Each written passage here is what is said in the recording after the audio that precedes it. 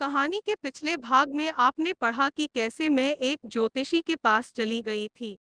मुझे ज्योतिष सिखाने के नाम पर वो पंडित मेरा फायदा उठाना चाहता था और मुझे अपने हवस का शिकार बनाना चाहता था। उसने मुझे कपड़े उतारकर अपने साथ पूजा में बैठने को कहा, पर मैं पहले ही उसकी चाल को समझ चुकी थी। वो ढोंगी पंडित पूजा के साथ साथ तंत्र मंत्र की क्रिया भी करता था, काला जादू सिद्ध कर रहा था। मांस तंत्र विद्या की साधना के लिए उसने अपनी पत्नी तक को मार डाला था। जब मुझे इस बात का पता चला तो मैंने गुस्से में आकर उसे गोली मार दी थी और अब कहानी आगे। मैं मुंह हाथ धोकर अभी पलंग पर आकर बैठी ही थी कि एक अधेड़ उम्र का पुरुष दरवाजा खोलकर अंदर आ गया और मुझे मुग्ध निगाहों से एकटक देखने लगा। मैं मन ही मन बुदबुदाई, बड़ा ही बदतमीज और जाहिल आदमी है। कमरे में घुसने से पहले इजाजत भी नहीं मांगी। मैं कुछ बोलती इससे पहले ही वह आदमी मेरे पास आकर बोल पड़ा, मेरा नाम विधायक सुधाकर तिवारी है। तुम सचमुच ही विधायक हो या ऐसे ही नाम के पहले लगा लिया है? मेरे यह पूछते ही वह खी करके हंसने लगा। उसकी हंसी किसी फटे बांस की तरह भद्दी और उबाऊ थी। मुझे बड़ा ही बुरा लगा। इतने में मेरी निगाह उसके कपड़ों पर चली गई। उसने बड़े ही महंगे कपड़े पहन रखे थे। मैंने सहजता से यह अनुमान लगा लिया कि यह आदमी विधायक उधायक तो नहीं है, पर विधायकों वाला शौक जरूर रखता है। पैसे वाला भी है और मेरे हुस्न का कद्रदान भी लगता है। मुझे इसकी हंसी से क्या लेना देना।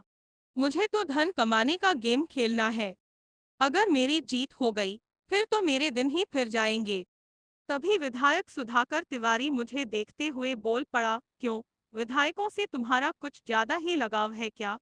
मुझ पर तुम्हारी नजरें मेहरबान नहीं होगी? क्यों नहीं होगी, लेकिन पहले मुझे ढेरों रुपए चाहिए, रुपए चाहिए। यह कहते कहते वह फिर एक बार हंस पड़ा। बस उसकी हंसी से हो मुझे चिढ़ थी। वह आदमी ही ऐसा था कि कहीं से भी आकर्षक नहीं था। उसका रंग एकदम काला था। आंखें चिड़ियों की तरह छोटी छोटी थीं। होंठ सूखे, मोटे और फटे हुए थे। उसका कद बिल्कुल ही थिगना था, लेकिन वह दौलतमंद था। मैं उसके व्यक्ति का विश्लेषण अभी कर ही रही थी कि वह अपने कमरे में गया और पलक झपकते ही मेरे सामने 10,000 की 20 गड्डियां रख दी। मैं आश्चर्यचकित रह गई। यह क्या क्या मेरी कीमत 2 लाख है? मैं यह सोच ही रही थी कि वह बोल पड़ा, इतना काफी है? हाँ, फिलहाल तो इतना काफी है, लेकिन तुम मुझ पर इतने पैसे खर्च क्यों कर रहे हो? तुम्हें अपनी पत्नी से भी तो यह सुख मिल सकता है। मेरे यह पूछते ही वह अजीब सा मुंह बनाकर बोला, कभी किसी को पत्नी से यौन सुख मिला है जो मुझे मिल सकता है? देखो, पत्नी की याद दिलाकर मजाक किरकिरा न करो। तुमने अपनी कीमत मांगी, मैंने लाकर रुपए दे दिए। शायद तुम्हें नहीं पता, पुरुषों को यौनानंद पराई स्त्रियों से ही मिलता है। वे प्रेम क्रीड़ा में बदलाव चाहते हैं। विधायक सुधाकर तिवारी की बातों ने मुझे चौंका दिया। मैं बुदबुदाई, जब इसका मुझसे जी भर जाएगा तो मुझे छोड़ देगा। तो फिर मैं क्यों न अगली सुबह यह जगह ही छोड़ दूं। 2 लाख रुपए और यहाँ से निकल भागने के लिए कुछ और सोचती, इससे पहले ही उसने मुझे अपनी बाहों में भर लिया। मैंने कोई विरोध भी नहीं किया तो सहयोग भी नहीं दिया। जहाँ देह व्यापार बन जाती है तो वहाँ सहयोग लेने देने की बात कहाँ रह जाती है। ऐसे मामलों में तो पुरुष को ही सब कुछ करना होता है। स्त्री तो मूक बनकर अपनी देह से पुरुष को खेलने देती है। मैं एक गूंगी औरत की तरह पलंग पर निडाल पड़ गई थी। प्रेम क्रिया की कुंजी तो मेरे हाथ में थी। तिवारी मुझको निर्वस्त्र करने में ही इतना उत्तेजित हो गया कि सफर शुरू करने से पहले ही हार गया। उसका शीघ्र हारना मेरे लिए खुशियां लेकर आया। मैं उठ बैठी और उसे देखकर हंसने लगी। इसी दम पर उछल रहे थे, बस फू फाही करना जानते हो। जाओ सो जाओ, अब मुझे भी नींद आ रही है। तिवारी पसीने से तरबतर हो गया था। ऐसे हाँफ रहा था जैसे एक नहीं 2-3 महिलाओं से संबंध बनाकर आ रहा हो। वह काफी शर्मिंदा था। चुपचाप अपने कमरे में चला गया। मैं स्वयं से बातें करने लगी। मेरी समझ में नहीं आता पुरुष महिलाओं के साथ जियाते कैसे कर लेते हैं।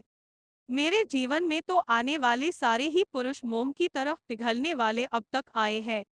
किसी एक में भी इतना दम नहीं था कि वे मुझ तक पहुंचे। मैं ही उनके साथ जियाती करती आई हूँ।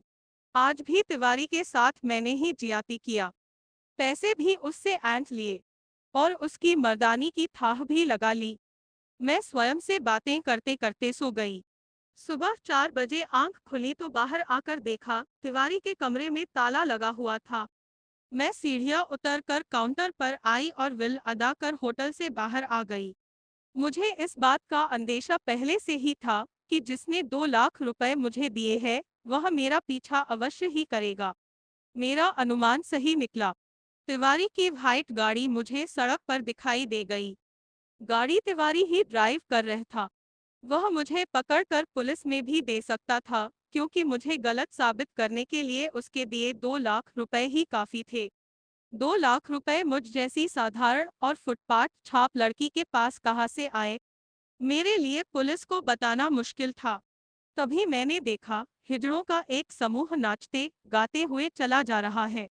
मैं उन हिजड़ों के झुंड में घुस गई और उनके ही रंग में रंग गई। तिवारी गाड़ी से उतरकर काफी देर तक मुझे इधर उधर ढूंढता रहा, फिर गाड़ी में बैठकर आगे बढ़ गया। मैंने सोचा, लोग हिजड़ों से घृणा करते हैं। क्या सचमुच ही ये लोग घृणा के पात्र होते हैं? मेरी जान तो इन लोगों ने ही बचाई। मैं क्यों न कुछ दिनों तक इनके जीवन में रंगकर इनकी जीवन शैली का नजदीक से अध्ययन करूं। क्या पता ये लोग आम आदमी से भी अच्छे इंसान हों। शाम के 4 बजे मैं हिजड़ों के साथ उनके घर पहुंची। वे मुझे हिजड़ा ही समझ रहे थे, लेकिन वे यह देखकर आश्चर्यचकित थे कि मैं अचानक ही कहां से टपक पड़ी। पहले तो उन्होंने मुझे कभी देखा नहीं था। इतने में एक हिजड़ा मेरे पास आकर बैठ गया। उसका नाम रामकली था।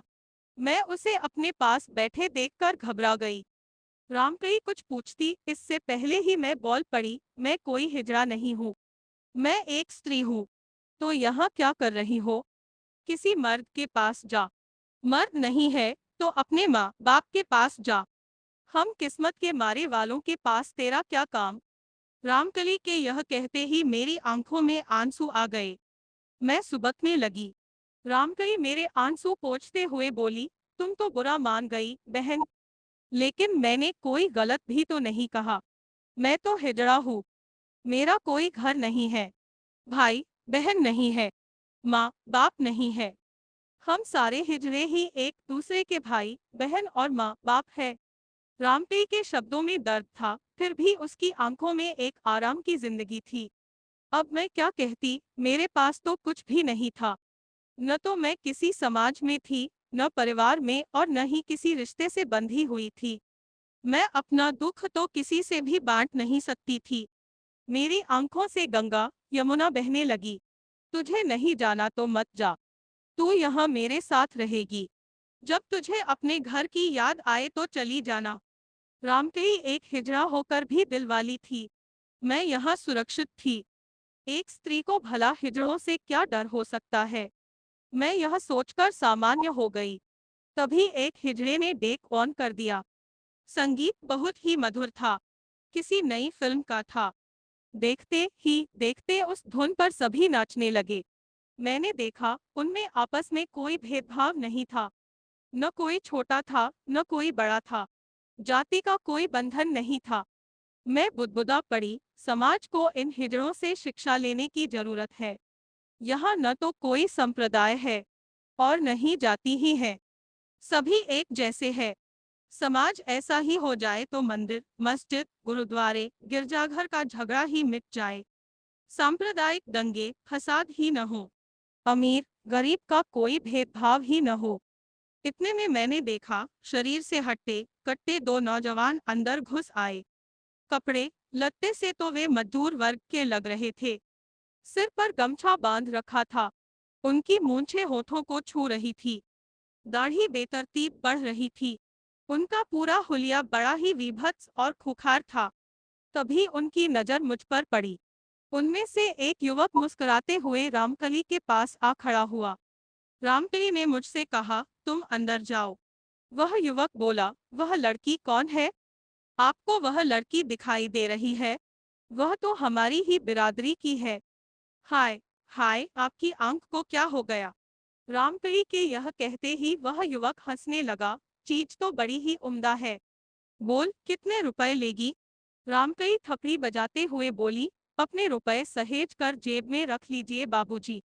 आप मरेंगे तो कफन के काम आएंगे। मैं तो थर थर कांप रही थी। उस युवक ने जेब से छुरा निकाल लिया।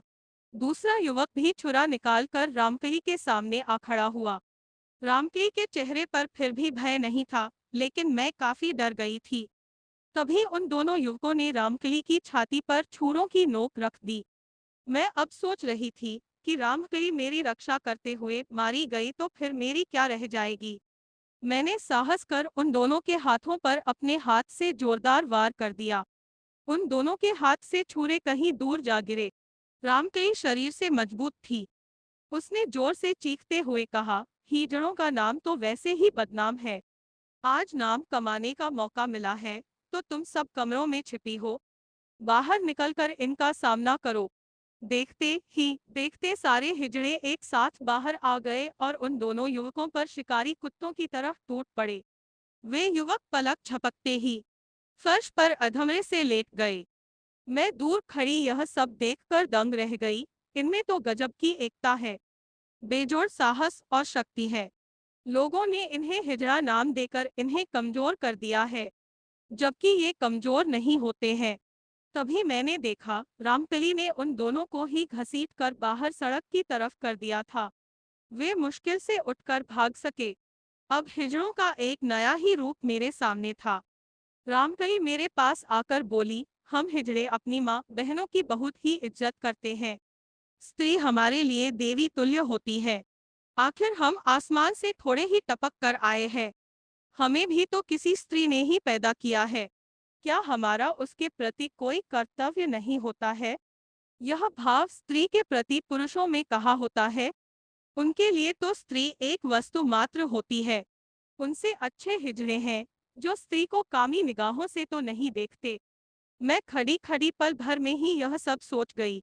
लेकिन मेरे लिए अब यह जगह सुरक्षित नहीं रह गई थी। वे गुंडे फिर कभी हमला बोल सकते थे। मैं बैठे बैठे ही बुदबुदाई, अब मैं कहाँ जाऊं? क्या करूं? अपने जीवन को सार्थक कैसे बनाऊं? मैं रामकली के पास चलकर आई, तो वह ऊँघ रही थी। मैंने देखा, उसके चेहरे पर भय की तनिक सी भी छाया नहीं थी, लेकिन मैं अपने कारण समाज से बहिष्कृत उन हिजड़ों को किसी मुसीबत में डालना नहीं चाहती थी। मैं चुपके से वहां से निकलकर सड़क पर आ गई, एक अकेली। वह भी जवान और खूबसूरत स्त्री के लिए दुनिया कितनी अजनबी होती है। मैं दबे पांव आगे की ओर बढ़ गई। मेरे पास रुपयों की तो कोई कमी थी नहीं। एक बार फिर मैं के सामने आ खड़ी हुई। काउंटर पर पहुंचकर अपने लिए एक कमरा बुक करवाया और वहां से बाजार चली गई। मैं उस शहर से अनजान थी। सड़कें, गलियां, चौबारे सभी कुछ तो मेरे लिए नए थे। तभी एक छोटी सी लड़की मेरे पास आ खड़ी हुई। वह टॉफी के लिए रो रही थी। मैंने टॉफी का पूरा एक पैकेट उसे दुकान से खरीद कर दे दिया। इतने में लड़की का पिता बगल वाली दुकान से आ गया। उसकी उम्र यही कोई 30-35 की थी। वह मेरी ओर देखते हुए बोला, आपने इसे इतनी सारी टॉफियां क्यों दी? इसके दांत खराब हो जाएंगे। क्या अपने बच्चों को भी आप इतनी सारी टॉफियां खाने के लिए देती है? मेरी आंखों में आंसू आ गए। मैं तो एक ऐसी स्त्री थी जिसका कभी घर, पति और बच्चे हो ही नहीं सकते थे।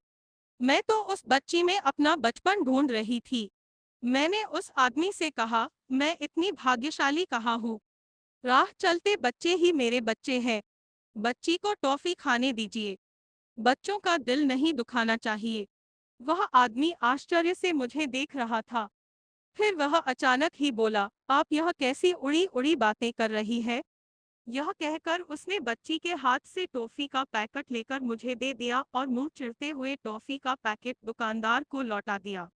मेरी टॉफी खाने की उम्र थोड़े ही थी। जब उम्र थी तो किसी ने दी ही नहीं। मेरा बचपन तो यूं ही सूखा सूखा ही बीत गया था।